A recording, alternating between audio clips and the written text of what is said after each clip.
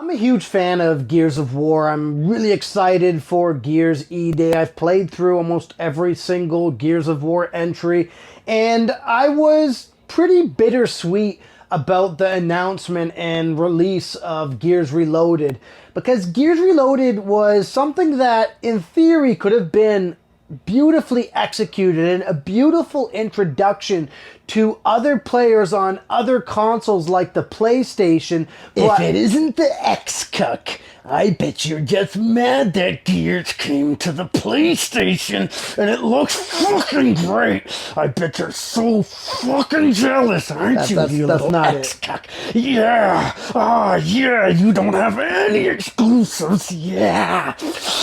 PlayStation fans are weird to me.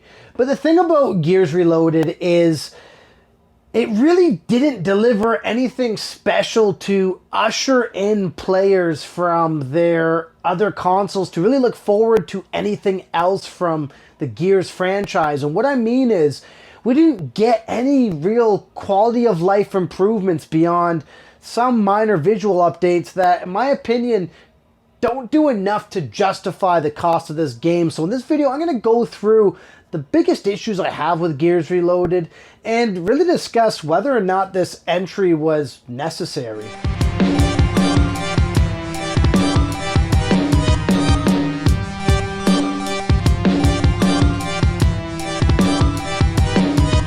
So back in 2015, we got Gears Ultimate, which, when I was transitioning from the 360 into the new Xbox, at that time period, Gears Ultimate seemed like a big deal. It seemed like a very large leap over the 360 version with improved pretty much everything. Visuals, improved resolutions, the textures look better. It seemed like they got the aesthetic down. It looked like almost like a new game at that time period when you compared Ultimate to the original Gears of War release.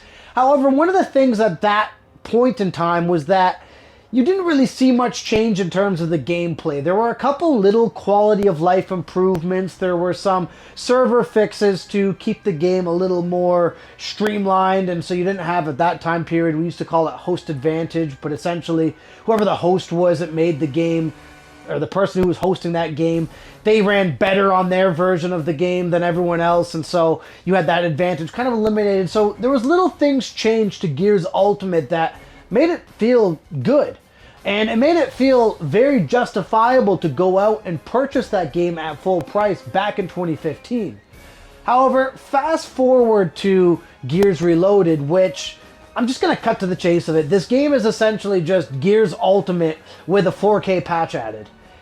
The big problem that I have with this is that this is something that, in my opinion, should have happened years ago. First off, this should have been a simple upgrade. You saw that happen with Gears 2, Gears 3, and Gears Judgment, where Microsoft essentially offered 4K patches for those games, but they left Gears Ultimate out of that lineup, which to me was bizarre at that time.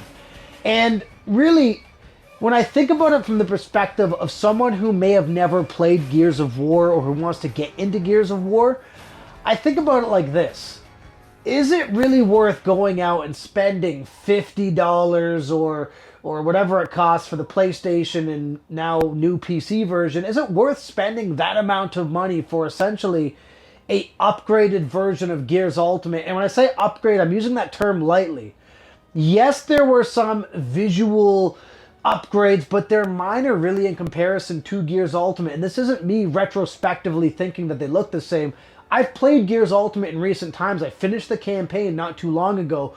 And so going into Gears Reloaded, it essentially, the only differentiating factor that I can really point out is that you have a bit of a clearer resolution, and you have the opportunity to now cross-play between PlayStation, PC, and Xbox all at once, which I'm not against. And if there's any positive I can pull from this whole scenario, it's that the servers right now for Gears Reloaded are pretty much full. In Ultimate, they were dead when I last checked. So I'm very open to the fact that there's a larger amount of player base.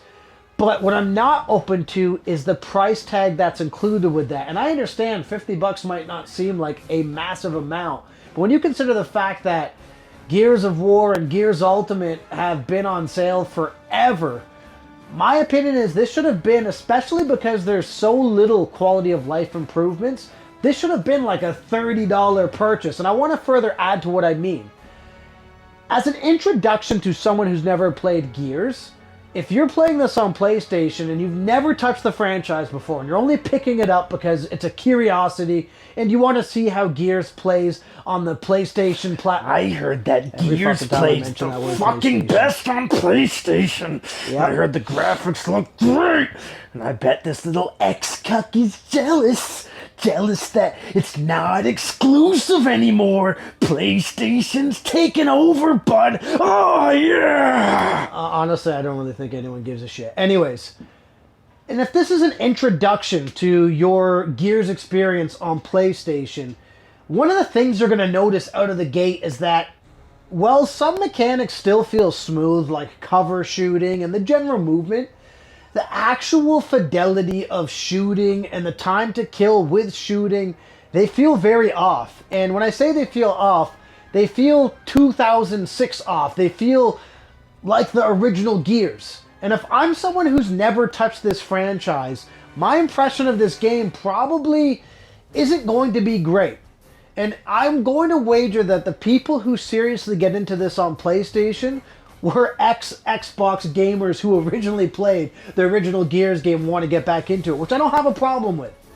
But when you consider how streamlined this game has become and how much smoother all of the Gears of War entries have become since the original Gears of War, it's incredibly bizarre to me that for this $50 price tag, there wasn't some sort of modern mode or some sort of mode that at least captured the mechanics of the newer games and modernized it and gave you the option to play this in the old style or the old way that Gears was played on the original Xbox and Ultimate.